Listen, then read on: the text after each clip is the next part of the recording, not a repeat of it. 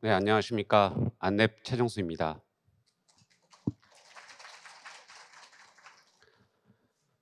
네, 저는 오늘 신뢰할 수 있는 의료기관 네트워크를 위한 보안 전략이라는 주제를 선정해서 여러분들께 발표를 드릴 텐데요. 실제 우리가 생활을 하면서 우리의 삶을 보다 편리하고 효율적으로 하기 위해서 현재 수많은 시스템이 개발되고 어플리케이션을 사용하고 있으며, 그 시스템과 어플리케이션들은 서로 연결되고 데이터가 이동하면서 우리가 이용을 하고 있습니다. 실제 병원 시스템의 의료 시스템들도 비슷한 상황인 것 같습니다. 환자들의 어떤 진료나 치료를 보다 빠르고 효율적으로 하기 위해서 다양한 시스템들이 개발되고 있고, 이것들이 서로 연결되어 데이터 이동이 발생하고 있는데요. 바로 앞 세션에서도 이런 얘기가 있었죠. 환자들의 영상 데이터를 AI에게 분석해 달라고 요청을 하게 됩니다. 이걸 위해서는 영상을 찍는 시스템에서 어딘가에 이 영상이 저장되고, 저장된 정보를 다시 불러다가 AI가 판독하고 그 결과를 우리에게 보여줘야 될 텐데요. 이렇게 어떤 시스템에 데이터들이 저장되고 이동되고 하기 위해서는 연결과 이동이라는 것들이 발생하게 되는데, 이러한 것들은 공격자들이 노리는 공격 표면이고 대상이 될 것입니다. 그럼 우리 의료기관이 현재 안전하다고 신뢰할 수 있다고 얘기할 수 있을까요? 우리는 우리가 지금 현재 운영하고 있는 현재의 보안 시스템을 체킹하고, 공격자들의 요즘의 공격 유형과 그 유형에서 어떻게 새로운 보안 전략으로 대응할지 살펴봐야 될 때라고 생각을 합니다. 그럼 우리가 언제부터 공격자들과 만나게 됐었을까요? 제가 찾아보니 1988년에 우리는 브레인 바이러스라고 하는 공격을 당했었습니다. 플로피 디스크라고 하죠. 용어도 조금 생소할 수 있는데요. 당시 이 브레인 바이러스는 플로피 디스크의 부트 섹터를 감염시켜서 시스템이 정상 작동하는 것을 막는 공격을 저질렀습니다. 뭐 요즘처럼 어떤 데이터가 유출되고 그 데이터가 암호화되고 금전을 요구하는 사태는 아니었지만, 그 당시에는 꽤나 충격적인 바이러스였던 건 사실이죠. 요즘의 공격자들은 어떤가요? 시스템을 파괴하는 것만 아니라 그 시스템의 데이터를 암호화하거나 유출하고, 그 유출된 정보를 다크웹이나 이런 곳에서 또 거래를 하고, 그 거래된 정보로 또 다른 공격자가 제2, 제3의 공격을 하면서 피해가 계속되는 형태를 갖추고 있습니다. 이러한 이유는 오늘날의 우리의 시스템이 어느 한 곳의 데이터 센터에 존재하는 것이 아니라, 언제 어디서나 이 데이터들을 읽고 가져다가 쓸 수 있는 환경이 되어 있다는 것이죠. 데이터의 이동이 빈번하게 발생하고, 그리고 그 데이터를 활용하기 위해서 우리는 무수히 많은 시스템과 어플리케이션들이 새롭게 생성되고 있는데요. 이는 곧 우리 보안 담당자들이 공격자로부터 보호해야 될 보호 대상의 시스템들이 무한히 늘어나고 있다라는 것을 얘기하기도 합니다. 시스템들이 이렇게 늘어나면서 같이 늘어나고 있는 내용이 하나가 또 있는데요. 103만 60%, 큰 글씨로 보이시죠? 시스템들에 대한 취약점 지표 정보입니다. 우리가 사용하는 시스템들이 늘어나고 어플리케이션이 늘어남에 따라서 새로운 취약점들이 함께 증가하고 있는데요. 최근 이 취약점은 매일 100건, 1년에 3만여 건이라는 새로운 취약점이 발생하고 있습니다. 기존에 있던 취약점 외에도 새로운 취약점이 계속해서 발생을 하고 있다는 건데요. 더욱 심각한 것은 하이, 크리티컬 레벨의 고위험의 취약점이 전체 취약점의 60% 이상이라는 거죠. 공격자들은 이러한 취약점을 결코 그냥 두지 않고 공격을 시도합니다. 실제 공격자들은 어느 하나의 공격만 시도하는 것이 아니라 여러 가지 공격을 복합적으로 시행하기도 하고요. 단순하게 서버에 대해서 일차적인 침투가 아니라 이 서버를 사용하는 사용자들을 잘 파악해서 사회공학적 기법과 그리고 복합적인 공격 방법을 섞어서 공격을 시도하기도 합니다. 그로 인해서 탈취된 시스템의 정보를 유출하거나 금전적인 피해를 요구하기도 하죠. 실제 공격자들은 무수히 많은 공격을 시도하고 그중에 한 건의 공격이 성공하기도 하는데요.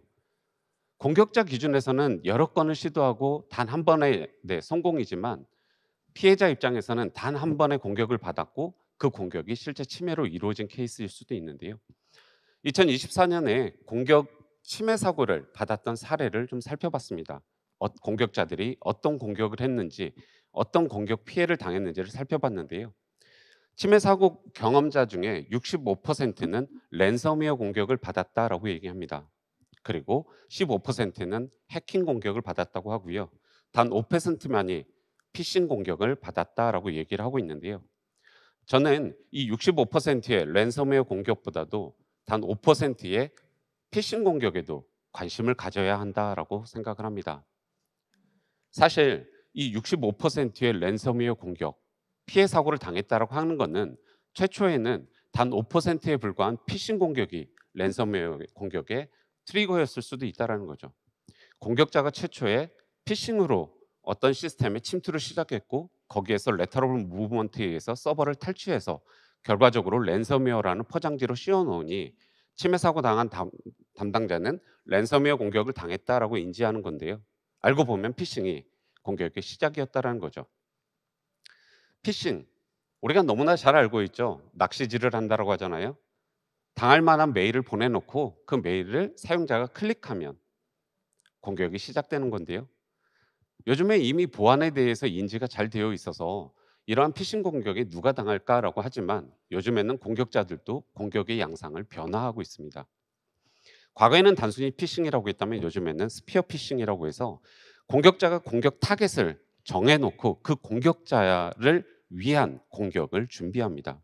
그 공격자가 공격 대상이 되는 사람이 무슨 업무를 하고 있는지, 언제 어느 때 어떤 메일들을 주고받게 될 건지, 어떤 브라우저를 쓰고 있고 평소에 어떤 쇼핑몰에서 물건을 구매하는지 다양한 정보들을 파악하게 되죠. 이를 기반으로 그 대상자에게 피싱 메일을 보내고 이 업무 담당자는 업무 메일인 줄 알고 무심코 클릭했는데 이게 피싱 메일이었던 거죠. 그래서 권한을 탈취하게 되면 공격자는 이에 대해서 레터블 무브먼트에 의해서 서버에 접근을 하고 서버의 자원을 탈취한 이후에 랜섬웨어로 포장하고 외부로 도망가는 형태를 공격으로 진행하고 있습니다. 실제 우리는 많은 피싱 메일들을 받기도 합니다. 저도 많은 메일들을 받고 있는데요. 보게 되면 이거는 공격이다, 피싱이다라고 보여지는 메일도 있을 텐데요. 만약에 제가 내 업무와 관련된 메일이 왔다면 저는 무심코 클릭할 수도 있었을 거고 정말 유심히 봐야 이게 공격이다라고 생각해서 휴지통에다 버리게 되는 상황일 수도 있는데요. 한 구매 담당자가 열심히 업무를 하는 와중에 구매 품위서라는 어떤 메일을 받았습니다. 내 업무와 관련된 메일이구나라고 생각해서 첨부 파일을 다운로드 받아서 실행하는 것을 해커는 무수히 바라고 있죠. 제발 클릭해라. 다운받아서 제발 실행해라라고 공격자는 바라고 있을 겁니다. 사용자가 무심코 실행을 했을 때 이게 정상적인 파일이면 상관이 없는데요. 공격자가 은밀하게 숨겨놓은 악성 코드가 백그라운드에서 실행되는 파일일 수도 있습니다. 2024년에 저희 안랩에서는 공격자들이 LNK 형태, 즉 링크 형태의 파일을 심어놓고 피싱을 하는 공격 형태를 파악했었습니다. 화면에 보시듯이 국세청에 관련된 어떤 한글 파일인데요. 무심코 보면 얘는 단순한 한글 파일처럼 보입니다. 하지만 아이콘이 진짜 한글 파일과는 약간 다르게 생겼는데요. 바로 링크가 걸려있는 파일이에요. 사용자가 이 파일을 실행했을 때 사용자 화면에는 정상적인 한글 파일이 로딩이 됩니다. 사용자는 정상 파일이 로딩된 줄 알죠. 그런데 얘는 LNK 파일이었고요. LNK에 의해서 한글 파일이 구동됐을 뿐입니다. 실질적으로 백그라운드에서는 한글 파일 외에 LNK에 의해서 악성 코드가 감염이 되고 C2 서버에 접근해서 내부 정보가 유출되는 그 시작점이 될 수 있는 공격의 시작이 될 수 있다는 것이죠. 올해 초에도 국세청 관련해서 자꾸 국세청이 나오긴 하는데요. 국세청 관련해서 공격 피싱이 확인된 바도 있었습니다. 이번에는 LNK 형태하고는 조금 달랐는데요. 전자세금 계산서를 확인하기 위해서 첨부된 파일을 실행할 것을 요구했었습니다. 이 파일을 실행하게 되면 이 파일의 보안성 때문에 개인적인 계정 정보를 입력해야 볼 수 있다라고 개인 정보를 입력할 것을 요구합니다. 바빠 죽겠는데 빨리 확인해야지라고 해서 아이디 패스워드를 입력을 했는데 이 입력한 순간 사용자가 입력한 사용자의 계정 정보는 공격자가 텔레그램에 있는 공격자 화면으로 실시간으로 전송되는 구조였죠. 아차하는 순간 내 보안 정보, 내 개인 정보들은 외부로 유출될 수 있는 상황이다라고 보실 수가 있습니다.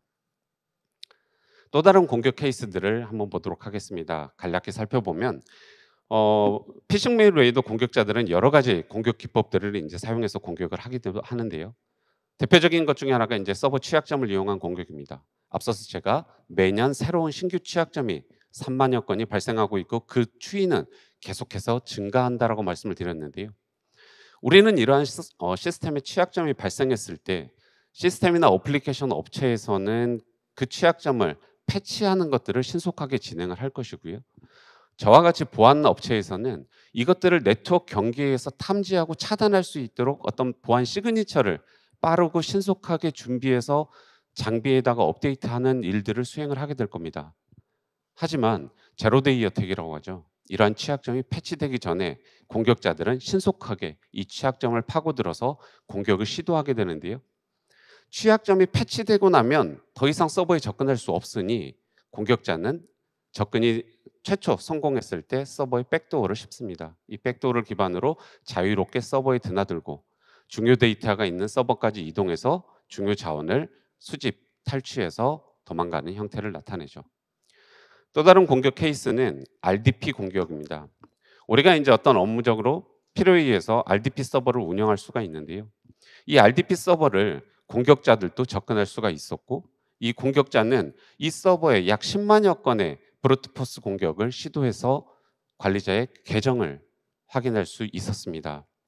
이를 통해서 내부 서버에 접근하고 내부 서버에서 정보를 탈취해서 랜섬웨어 공격으로 포장하고 도망간 실제 포렌식 사고가 있었습니다. 이러한 침해 사고가 발생하면 우리는 그 피해를 복구하기 위해서 엄청나게 많은 비용을 투자해야만 하는데요. 실제 2024년 이러한 그 침해 사고가 발생했을 때 글로벌 기준으로 약 68억 원의 손실 비용이 발생했고요. 국내에서도 약 50억 원의 피해 손실 금액이 발생하는 것들을 확인할 수 있었습니다. 그럼 우리 의료기관이 정말로 안전할 수 있을까요? 2024년에 글로벌 기업인 유나이티드 헬스 그룹에서 침해 사고가 발생했습니다. 랜섬웨어 그룹인 블랙캣에서 랜섬웨어 공격을 시도했는데요.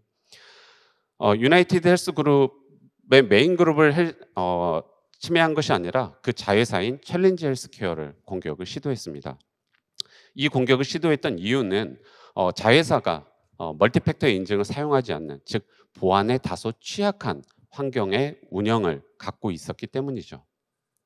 하지만 이 자회사도 모그룹과의 어떤 데이터 이동이나 연결성이 있었기 때문에 그 피해는 결코 작지 않았는데요. 이 랜섬웨어 공격으로 인해서 약 1억 3천만 명의 개인정보와 의료정보가 암호화되거나 유출되는 사고로 이어졌습니다. 또한 이로 인해서 미국 전역의 어떤 그 환자의 의료 비용 청구에 대한 부분에 장애가 발생하기도 했었고요.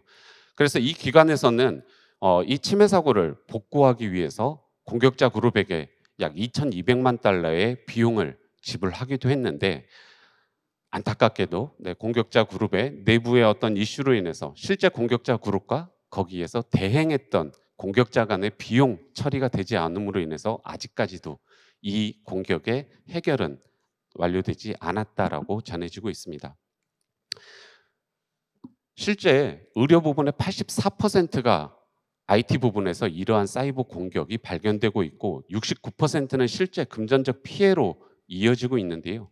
우리나라에서도 최근 4년간의 어떤 침해 사고를 분석해 보면 진료정보 침해 사고 91건을 포함해서 총 220건의 침해 사고가 발생했다는 통계가 확인되고 있습니다.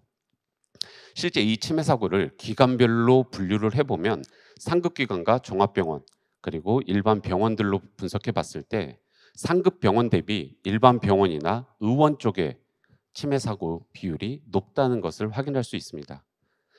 앞서서 유나이티드 헬스 그룹에서도 자회사를 공격을 했죠.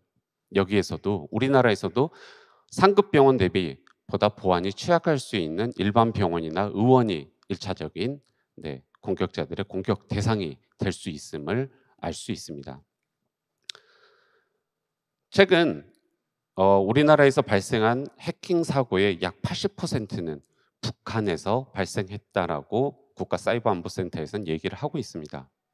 근데 왜 이렇게 북한에서 공격이 많은가를 살펴봤는데요. 북한은 2021년에 국방력 발전 5개년 계획이라는 것을 발표했습니다. 그리고 나서 우리나라에 방산에 비읍자만 들어가는 업체들은 다 북한의 공격 대상이 됐었어요.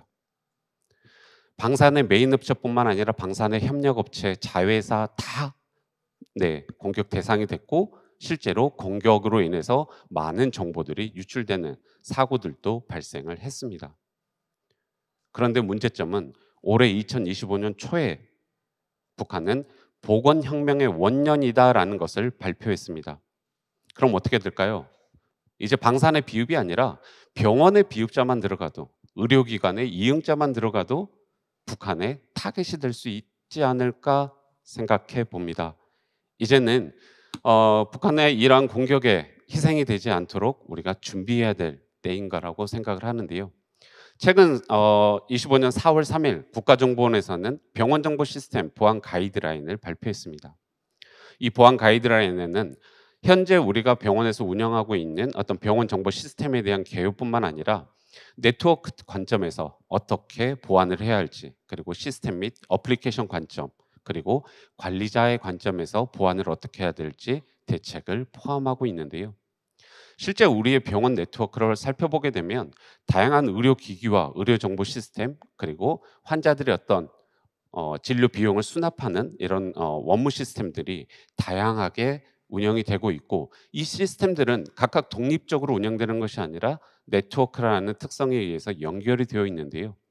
어느 한 병원 안에만 이 정보가 유지되고 있는 것이 아니라 외부의 기관이나 어떤 심사평가원이나 혹은 환자가 외부에서 진료를 예약하거나 내용을 보기 위해서 접근하는 포털들과도 연결이 되어 있습니다. 그래서 이 가이드라인에는 네트워크 관점에서 각각의 구간에서 어떤 보안을 해야 될지 내용을 제공을 하고 있는데요. 이 시점에서 저는 현재 우리가 갖고 있는 네트워크 보안, 즉 경계 보안이라고 하죠. 이 경계 보안에 대해서 다시 한번 살펴봐야 될 때라고 생각을 합니다. 우리가 지금까지 해왔던 경계 보안은 우리가 지켜야 될 내부 자산들, 그리고 외부의 공격자들, 그 경계에다가 단순한 보안 장비들을 놓고 외부에서 들어오는 공격을 막고 내부에서 나가는 어떤 정보의 유출을 막기 급급했는데요. 이것만으로는 부족하죠. 그래서 엔드포인트 솔루션과의 연동 연계를 통해서 보안을 강화하고 있지만 그래도 여전히 침해는 발생하고 있습니다. 그래서 우리가 최근 새로운 보안 아키텍처 패러다임을 만나게 됐는데요. 바로 아무것도 믿지 말고 항상 검증하라는 제로 트러스트 아키텍처입니다. 이는 인증되지 않은 것은 믿지 말고 인증된 것도 반복해서 계속해서 검증하라는 아키텍처를 담고 있는데요.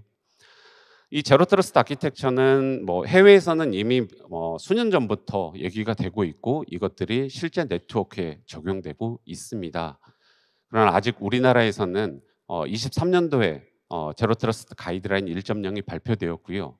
다행히도 작년 12월에 이 제로 트러스트 가이드라인 2.0으로 업데이트되면서 실무에 어떻게 적용해야 될지 좀 더 세분화된 내용을 담고 있으면서 올해 많은 기업 기관들에서 이 제로 트러스트 아키텍처에 대한 관심도가 많이 높아져 있는 상태인데요.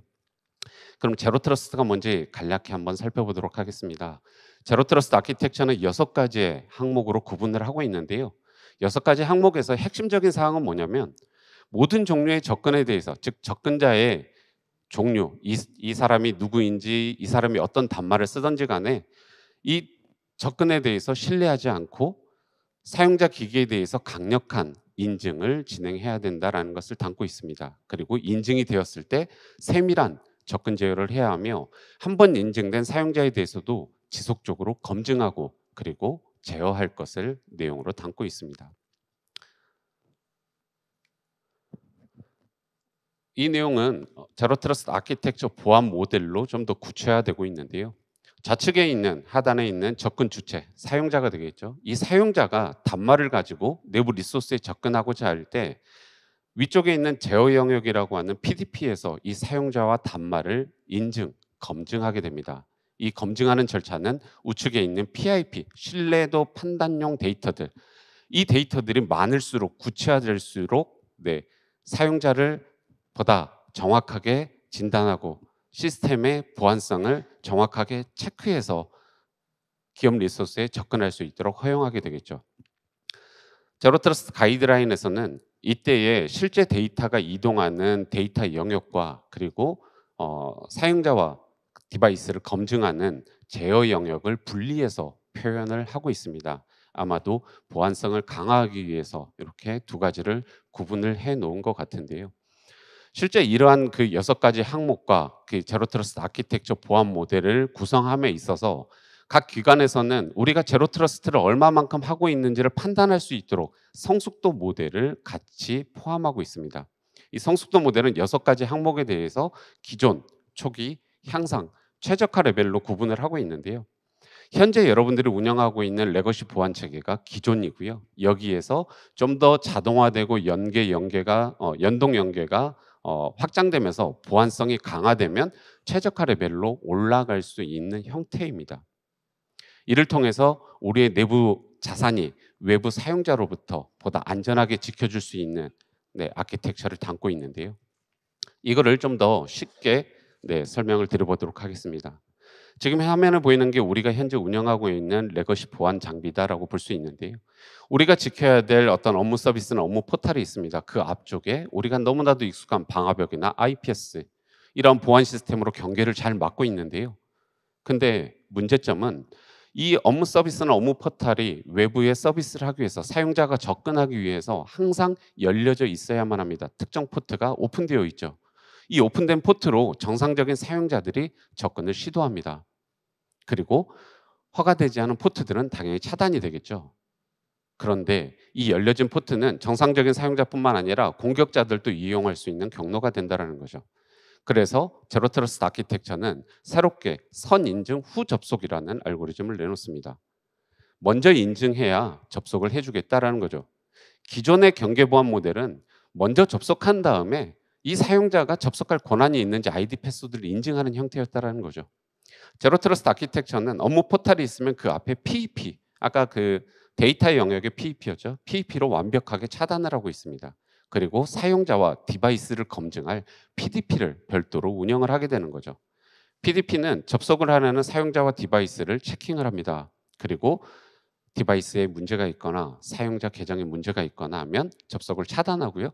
정상적인 사용자라면 이 정보를 PEP에 동기화를 하고 동기화된 정보 기반으로 이 사용자에 한해서만 업무 포탈에 접근할 수 있는 경로를 열어주게 됩니다. 기존 장비도 이와 유사하게 어떤 사용자에게 이 접속을 열어주고 있었는데요. 제로 트러스트에서 달라진 점은 PDP는 한번 열어준 이 사용자에 대해서도 계속해서 체크를 합니다. 보안성에 문제가 없어지진 않는지. 그걸 기반으로 이 단말에 문제가 생기면 기존 연결을 차단하고 내부 데이터에 접근하는 것을 방어할 수 있는 개념을 갖추고 있어요. 그런데 이렇게 좋은 제로 트러스트 아키텍처가 아직 도입은 더디기만 한데요. 최근에 한 매체에서 제로 트러스트 관련해서 시장 조사를 해본 바가 있습니다. 제로 트러스트 관련해서 보안 솔루션을 도입한다면 언제인가라고 물었는데요. 내부 검토 중이긴 한데 비용이 걱정이다. 그리고 그래도 한 1, 2년 후에는 도입하지 않겠는가라는 답변이 있었습니다. 그리고 또 다른 질문이 있었는데요. 그렇다면 제로 트러스트 보안 솔루션을 도입할 때 뭐가 제일 우려되십니까? 라고 질문을 했더니 첫 번째는 비용이고 두 번째는 이 시스템들을 어떻게 운영할 것인가. 제로 트러스트 아키텍처 PDP도 있고 PEP도 있고 이것들에 대한 뭐가 있고 6가지 성숙도 모델이 있다는데 어디서부터 어디까지 내가 운영하고 있는 이 보안 시스템들을 바꿔야 할 거며 그것들을 다 바꾸고 되면 어떻게 운영할지가 걱정된다라는 거죠. 그럼 어떻게 해야 될까요? 저는 이 문제점에 대해서 제로 트러스트 가이드라인에서 해결책을 다시 한번 찾아봤는데요. 가이드라인이 1.0이 나왔고 2.0이 나와 있는데요. 이 가이드라인에는 이렇게 설명이 나와 있습니다. 제로 트러스트 아키텍처는 특정 기술이 아니라 보안의 개념이고 패러다임이다. 아이디어의 집합이다라는 거죠. 그리고 현재 운영하고 있는 레거시 보안 장비들을 다 걷어내고 새롭게 뭔가를 해야 되는 것이 아니라 기존 시스템들을 적절하게 유지하고 새로운 보안 기술을 도입, 운영하면서 그것들의 연동 연계를 강화해 나감으로써 제로 트러스트 아키텍처 성숙도를 끌어올려야 한다라는 거죠. 그리고 이와 같은 성숙도를 올리는 거는 3개월, 6개월 만에 하는 것이 아니라 장기적인 목표를 갖고서 이것들을 진행해야 된다라고 얘기를 하고 있습니다. 우리는 무언가를 하려면 처음부터 잘해야 된다, 완성형이어야 된다라는 어떤 생각을 갖고 있어서 이런 얘기가 나오는 것 같습니다. 실제 제로 트러스트 성숙도에서 우리가 제로 트러스트 아키텍처를 도입했어라고 했을 때 야, 우리는 다 최적화야라고 하려고 하다 보니 비용이 문제이고 운영을 어떻게 할지 문제가 되는 것인데요. 제로 트러스트 가이드라인에는 처음 제로 트러스트를 시작할 때에는 어떤 항목은 초기일 수도 있고 어떤 항목은 향상일 수도 있다라는 거죠. 이거를 장기적인 목표를 갖고 연동 연계를 강화하고 보안 장비를 추가적으로 도입하고 이걸 통해서 성숙도를 보다 끌어올려서 제로 트러스트의 단계를 높이는 형태가 필요하다라고 명확하게 얘기하고 있습니다. 자, 제로 트러스트 아키텍처 보안 모델로 다시 돌아와 봤는데요. 아까 이제 좌측에 사용자와 디바이스가 있었고요. 오른쪽에 이제 접근할 내부 리소스가 있죠. 그 사이에 정책을 판단할, 즉 사용자를 판단하고 디바이스를 판단할 PDP가 있었고요. 그리고 이걸 기반으로 실제 데이터들이 오고 가는 구간에 정책을 시행하는 PEP, 정책 시행 지점이라고 하는 단말이 있게 됩니다. 물론 이 제로 트러스트 아키텍처를 시작을 하려면 무엇부터 시작해야 되는가라는 질문이 있을 수 있어요. 사실상 도입을 하려면요. 식별하는 것들이 필요할 거예요. 왼쪽에 있는 사용자들, 누가 어떤 권한을 갖고 있는 사용자인지, 어떤 디바이스들을 써야 하는데 그 디바이스들의 보안 레벨을 어떻게 책정할 것인지, 그리고 우리의 내부 리소스들은 무엇이 있는데 리소스별로 등급들은 무엇이고 어떤 사용자 레벨이 어떤 디바이스의 보안 레벨을 갖고 있을 때 어떤 서버에 접근할 수 있을지, 즉 바꿔 얘기하면 이 서버에 접근하려면 사용자의 레벨은 어느 정도여야 되고 보안 레벨은 어느 정도 돼야 되는지 이런 것들을 신경 써야 하는데요. 그걸 넘어서서 실질적으로 필요한 거는 PDP와 PEP가 필요하고 디바이스에 컨트롤할 수 있는 클라이언트가 필요할 것이며 그거에 대한 세분화된 권한 부여가 필요할 것입니다.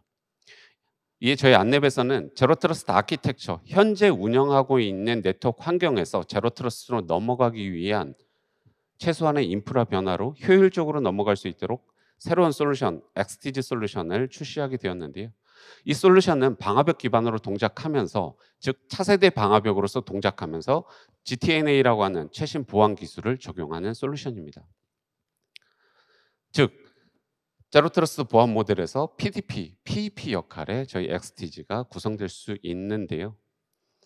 이 PDP와 PDP는 클라이언트의 다양한 디바이스 정보들을 가져다가 식별을 하게 되고요. 이때에 저희 안랩의 EPP, 엔드포인트 보안 솔루션을 쓴다면 보다 많은 정보, 아까 앞서서 말씀드렸죠. 다양한 PIP 정보가 구체화될수록 보다 보안을 강화할 수 있다라고 말씀드렸는데요. EPP를 쓰고 있다면 더 많은 정보를 기반으로 보안을 제어할 수 있습니다. 실질적으로 보게 되면 운영 체제가 무엇인지, 패치가 뭐가 적용되고 있는지, 레지스트리에 뭐가 동작하고 있는지 등 다양한 정보를 기반으로 접근 제어를 시행하고요. 처음에 시행을 열어줬지만 어떤 보안 상태가, 즉 레지스트리에 갑자기 어떤 변화가 있을 수 있잖아요. 그러면 기존 연결된 정보도 끊을 수 있도록 기능을 제공하고 있습니다. 제로 트러스트 아키텍처 성숙도에 보면 6가지 모델이 있었고 그거에 대한 성숙도들을 평가할 수 있도록 되어 있는데요. 안타깝게도 이 제로 트러스트 아키텍처는 어느 한 벤더, 어느 한 보안 제품으로 완성형을 가져갈 수는 없습니다. 여러 제품들의 연동 연계를 통해서 가져가야 될 부분인데요. 저희 안랩의 XTG도 현재는 사용자 식별과 그리고 접근 통제 영역에서 일부 기능을 제공하고 있으며 나머지 안 되는 부분들은 다른 서드파트 제품과의 연동 연계를 통해서 확장해 나가야 될 저희의 숙제로 갖고 있는 상태입니다. 실제 제로 트러스트를 적용하려고 하는데 그러면 어디서부터 어디까지 바꿔야 될지, 바꾸고 났는데 서비스 안정성은 문제가 없을지 보안 담당자들은 계속 우려가 많이 있습니다. 자, 제가 제로 트러스트 아키텍처가 보안성이 좋다라고 말씀을 드렸고요. 제로 트러스트에 대응할 수 있는 안업의 새로운 솔루션이 있다라고 말씀을 드렸는데요. 그럼 현재 우리가 운영하고 있는 레거시 보안 환경에 어떻게 적용할 수 있는지 간략히 설명드려 보도록 하겠습니다.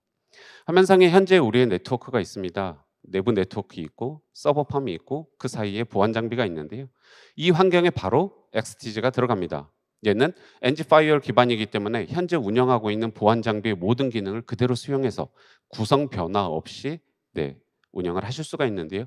이 상황에서 특정 단말들만 대상으로 제로 트러스트를 시범 적용해 볼 수가 있습니다.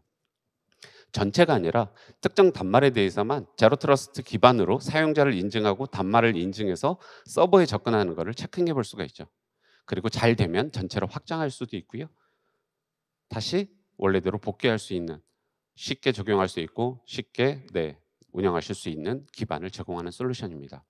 앞서서 제로 트러스트 아키텍처에서 PDP, PEP가 분리 운영되고 있었는데요. XTG를 PEP로 분리 운영하면서 클라이언트에 제로 트러스트 클라이언트를 배포하고 PDP가 이에 대한 보안을 체킹한 이후에 PEP가 서버에 접근할 수 있도록 길을 열어주는 형태로 운영을 하실 수가 있고요. 이때에도 최소 권한으로 부여를 하는 형태를 제공합니다. 그런데 우리 네트워크는 이렇게 시스템을 2대나 운영, PDP, PEP를 따로 운영할 정도는 아닌데 라고 했을 때에는 2개의 기능을 하나의 장비에서 운영할 수도 있도록 기능을 제공합니다. 보안 가이드라인에는 2가지로 운영할 수 있도록 가이드라인을 하고 있지 하나로 합쳐서 운영해서는 안 된다라고도 명시하고 있지는 않습니다. 그래서 하나의 장비에서 기능을 모두 동작하실 수가 있고요. PDP 모듈에서 인증, PEP 모듈에서 기능 수행을 할 수 있도록 기능을 제공합니다. 또 하나가 현재 우리가 온프라미스가 있고 클라우드 환경이 있을 때 그 환경에서도 XTG를 대체해서 보다 강화된 보안으로 접근하실 수 있도록 기능을 제공하는 모델로 활용하실 수도 있고요. 이 상황에서 어느 한쪽에다가 PDP, PEP를 동시 운영하면서 운영하실 수가 있습니다. 즉 PDP는 한 대인데 PEP는 여러 대를 구성하실 수도 있다라는 점이죠.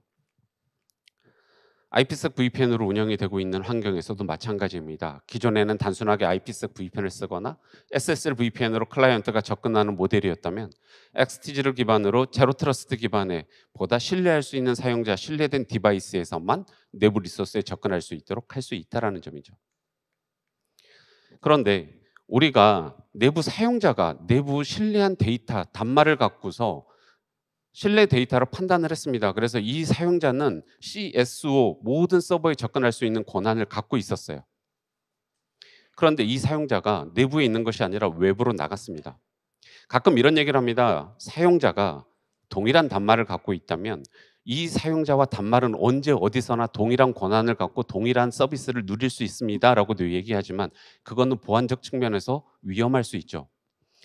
이 단말이 외부에 나갔다면 외부에서 통신을 하기 때문에 이 단말의 보안 상태는 내부에 있을 때보다 낮게 평가돼야 될 것입니다. 따라서 저희 XTG에서는 이 사용자의 위치 정보를 기반으로 보안 수준을 낮게 평가하고 S등급과 5등급의 서버에만 접근할 수 있도록 기능을 제어할 수 있도록 준비되어 있습니다. XTG가 모든 기능을 다 하는 것 같지만 혼자서 다 할 수는 없고요. 다양한 서드파티 솔루션과의 연동 연결을 해야 할 텐데요. 현재는 저희 자사 제품 기준으로 EPPI 연동 그리고 XDR 리스크 기반의 어떤 보안 솔루션이죠. 이런 것들을 기반으로 XTG의 제로 트러스트 능력을 강화해 나아가고 있고요. 앞으로도 더 많은 발전을 해 나아갈 계획입니다. 신뢰받을 수 있는 의료기관의 보안 네트워크를 위해서 제로 트러스트 아키텍처가 필요하다는 말씀을 드렸는데요. 이 제로 트러스트를 완성하고 그리고 보다 쉽게 접근할 수 있는 솔루션이 안랩 XTG가 있음을 기억해 주셨으면 좋겠습니다. 이상으로 발표를 마치겠습니다. 감사합니다.